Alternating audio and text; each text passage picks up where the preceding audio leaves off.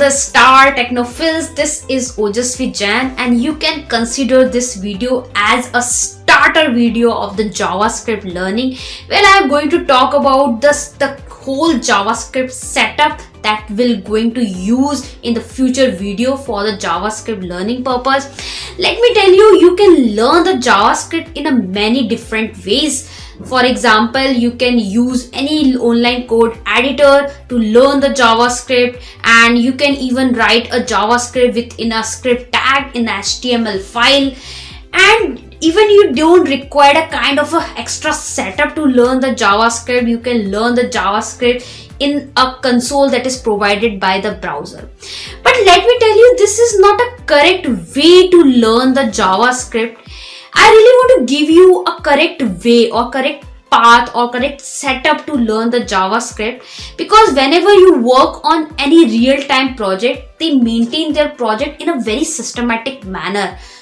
Every folder they maintain every folder for the component, for the JavaScript files, for the test files. They maintain each and everything very systematic manner. So I really want you to understand the systematic project way, or the things that we're going to use in the future, or if you work in any real-time project, or if you want to understand any kind of real-time project, that is very helpful for you if you learn these things in a initial phase.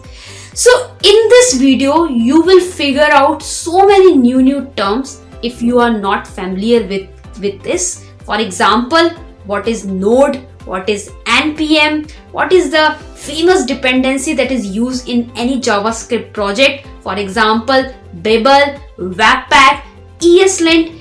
We will going to discuss each and everything in a brief in this video. Definitely you will going to enjoy this video a lot. So let's talk about it one by one. Is a node. Like if you watch any video on a YouTube, everyone will insist you to download the node or install a node in your PC. What exactly the node will do for you? Node will create a kind of environment for you to run the JavaScript outside the browser. Why I'm saying outside the browser? If you have watched my third video where I have explained a kind of a journey of the JavaScript, here I have explained that the JavaScript initially developed for a browsers only. So the engine that run the JavaScript program are present in a browser only. But now you can consider the JavaScript is a very powerful language. You can build any backend application with the help of the JavaScript languages. So for that we required a kind of an environment so that we can run a JavaScript program outside the browser. So for that, node will help you to run the JavaScript program outside the browser. So this is very helpful. So the node will give you a kind of environment to run a JavaScript. So next one is a Npm, that is nothing but a node package module. So node package module is a kind of a library that is maintained by the awesome developers communities, which have a solution of almost all the generic problem. Just what we are doing, we are just taking these packages as a dependency in our file and just using it. What exactly the packages is, what exactly the dependency is, how we are using the dependency in our project, you will see each and every detail in our future videos, and definitely you will get the answer of each and everything. As of now, you can consider kind of the brief about the Npm, that Npm contain so many packages, and we are using these packages in our the project for efficient and the amazing development purpose. Now very crucial one is the Babel. Babel is a very important one. I really want to give you the importance of Babel in that way. In JavaScript, so many versions are introduced. For example, ES6, ES7, and the latest one is ES12. In every version, some syntax is added in a JavaScript. Let me tell you the web browser is not evolve or updated as frequently as the JavaScript updated. Okay, like on the annual basis, our web browser not evolve in on the annual basis. So for that, we required a kind of a mediator which convert the JavaScript syntax, or I can say that modern JavaScript syntax, into the web browser compatible syntax. That mediator is nothing but a Babel. What the Babel will do, Babel will take the ES6 or the modern JavaScript syntax into the converted into the ES5 syntax. Let me tell you, the ES5 syntax is followed by each and every browser, whether it is a Mozilla, whether it is a Firefox, whether it is a Chrome. The ES5 syntax followed by every browser. So what the Babel will do, Babel will take the modern JavaScript syntax and converted it into the ES5 syntax for the browser. So next I'm going to use about the Webpack and Eslint. Let's talk about one by one. So Webpack is we going to use in as a dependency in our project. So what the Webpack will do, Webpack will going to handle the dependency or the so many JavaScript files that we are going to use in our project, because our project will contain so many files, so many JavaScript, not one, not two, not three, almost 30 to 40 JavaScript files. So for that we required a kind of a setup to maintain all these JavaScript file for us. So Webpack will do for us, like Webpack will arrange the JavaScript in file in a single program as a bundle. So this is done by the Webpack. Now move to the Eslint. Eslint is nothing but to maintain the correct syntax and semantics of the JavaScript whenever we are writing a wrong syntax in the Eslint. So Eslint warns us to write the JavaScript syntax in a correct way or a systematic way. So I have told you all these things, for example, Node, Npm, Eslint, Babel, Webpack, all these things in a brief manner. Now we will see how exactly these things looks like in a project. So let's move on the project part. So let's start with the setup, like how you should do the setup of the project. So this is the URL of my GitHub. You will going to find it out this in a description. Definitely what you have to do, just you have to paste this link and just hit the enter, and you will going to land on the GitHub page of the JavaScript basic learning that I have maintained a one repo for you and the whole project setup to learn the JavaScript in a effective manner.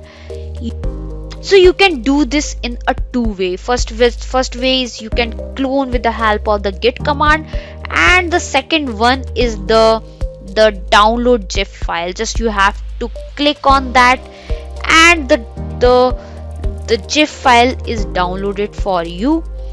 If you see your download folder just like me, then you will figure out this is a zip folder for you. What you have to do, just have to extract this file here.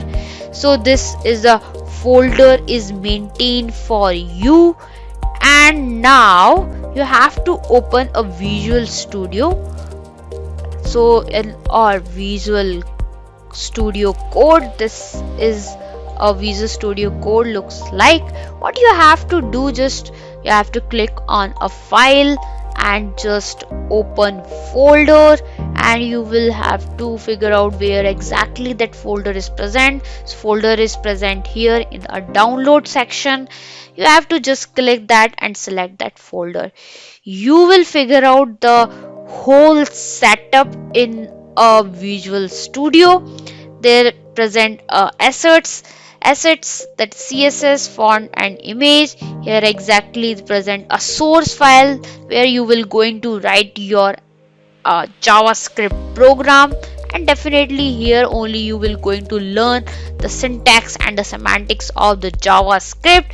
These are the dependency, that is Babel, Eslint and the Webpack, that I have discussed like in the starting what exactly these are and why we are using this in our project.